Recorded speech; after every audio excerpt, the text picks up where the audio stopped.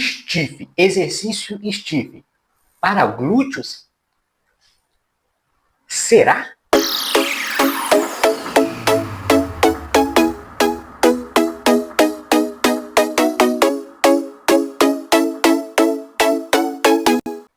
Olá pessoal, é sempre um prazer estar aqui com vocês. Já peço a vocês, deixe o like no vídeo.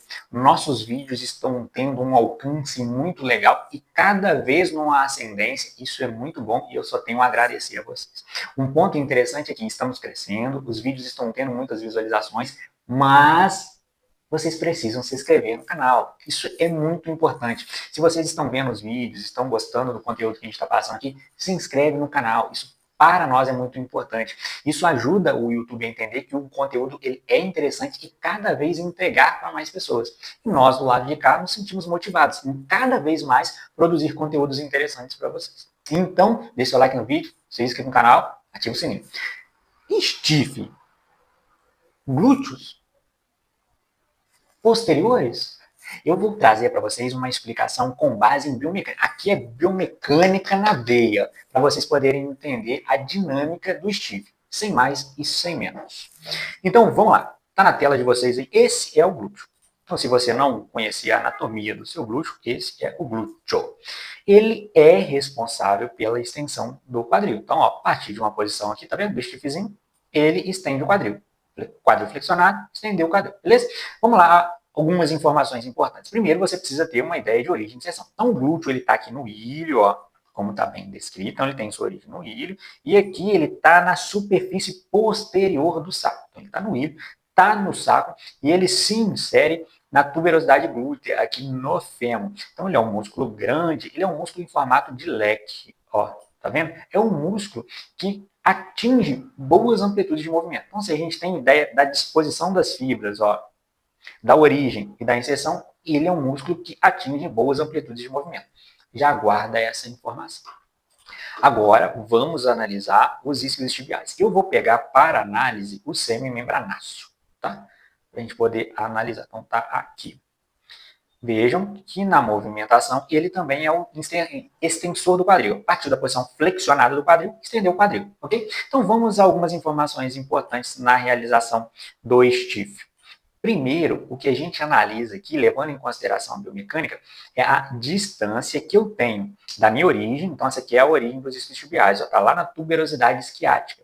E a inserção aqui do semimembranáceo está na superfície posterior do côndilo medial da tíbia, ok? Passando aí duas articulações.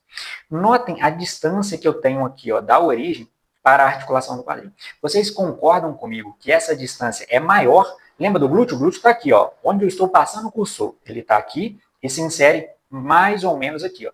Então, ele está mais próximo da articulação. Os isquiotibiais estão mais distantes. Isso faz uma baita diferença quando a gente trata de torque. É isso aí, torque. Capacidade de rotação. Só para vocês poderem entender, isso sempre complica muito a cabeça de vocês. Eu tenho um parafuso aqui e eu vou enroscar ele. Enrosca onde você quiser enroscar.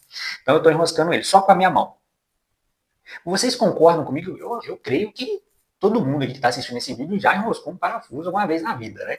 Então você está lá enroscando. Em determinado momento você vai colocar muita força para gerar pouco torque, para girar esse parafuso muito pouquinho. Concorda? Agora, se eu trouxer a você uma chave de fenda que encaixe na cabeça desse parafuso, o que vai acontecer?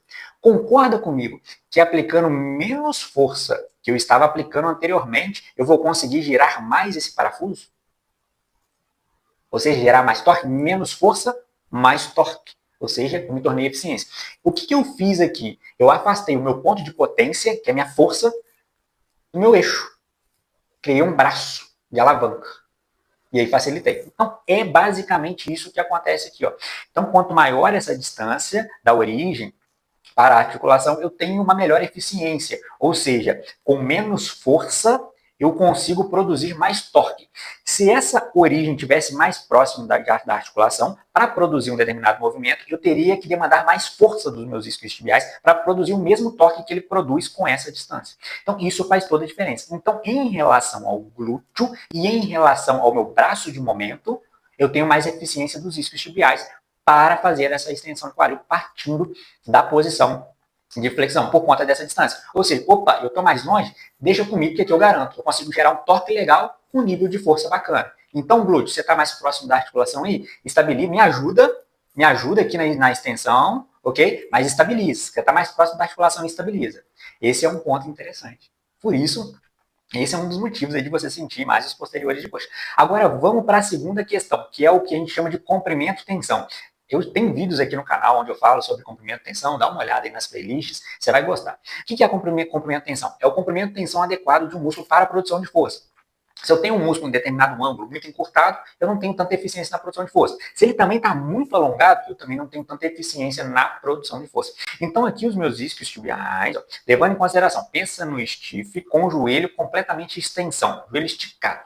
Tá? E aqui eu estou realizando a flexão de quadril, lembrando que é a flexão de quadril, mantendo as curvaturas neutras da minha região lombar. Um indivíduo que tenha boa flexibilidade, bom alongamento dos isquios tibiais, ele vai conseguir ali com o joelho em extensão chegar a 90 graus, em sua maioria, né? Vai passar um pouquinho, mas não vai conseguir descer tanto assim. Né? E ali você vai ter um bom comprimento, tensão dos posteriores de coxa. Mais um motivo, por isso que você sente mais os posteriores de coxa no stiff. Ou seja, além dele ter um braço de alavanca interessante para a produção de força, ele também tem um comprimento de tensão adequado. Agora, isso não acontece com o glúteo para esse movimento. Né? O glúteo aqui, ele conseguiria atingir maiores amplitudes. Então, quando eu desço até 90 graus, ele tem ali um alongamento adequado, mas ele ainda conseguiria, para um bom estímulo, ele ainda conseguiria descer um pouco mais. Nós teríamos que flexionar mais o quadril. Mas isso, muitas das vezes, comprometeria, porque os isquios tibiais não conseguiriam acompanhar. Para que isso aconteça, você teria que flexionar o joelho, mas aí, se isso é vantajoso ou não, tenho lá as minhas dúvidas, né? Tenho lá as minhas dúvidas. Por que eu falo isso? Imagina um agachamento. A gente sabe que os estudos mostram que maiores amplitudes com agachamento, maiores amplitudes de 90 graus, quanto maior a amplitude, maior a solicitação de glúteo. Ou seja, quanto maior que você tem ali a flexão de quadril, pensa no agachamento, né? Ou seja, maior flexão de quadril, maiores graus de flexão de quadril, você tem a solicitação de glúteo para te jogar para cima, fazendo essa extensão, porque ele é um músculo grande, como eu mostrei para vocês. As fibras, a disposição das fibras deles também, no caso dele, ele fica melhor para bons níveis de alongamento. Então, isso é importante. Então, no stiff, com base no que eu falei para vocês, eu tenho um exercício ali que tem bons estímulos de posteriores. Você tem uma ativação de glúteos, isso é interessante. Na hora da montagem, isso precisa ter levado em consideração, mas os posteriores vão fazer o maior trabalho, por conta dessas relações que eu falei a vocês. Glúteo, nós temos outros exercícios, como até o próprio agachamento em maiores amplitudes de movimento. É claro, avaliado as suas condições técnicas para isso, você tem boa solicitação de glúteo ali. Um músculo forte, um músculo que permite maiores amplitudes de movimento. Tá aí uma explicação biomecânica de stiff. Gostou? Fez sentido para você? Você já tinha parado para pensar nisso? Escreve aqui nos comentários se sim ou se não. Já deixa seu like no vídeo. Beijo grande e até a próxima.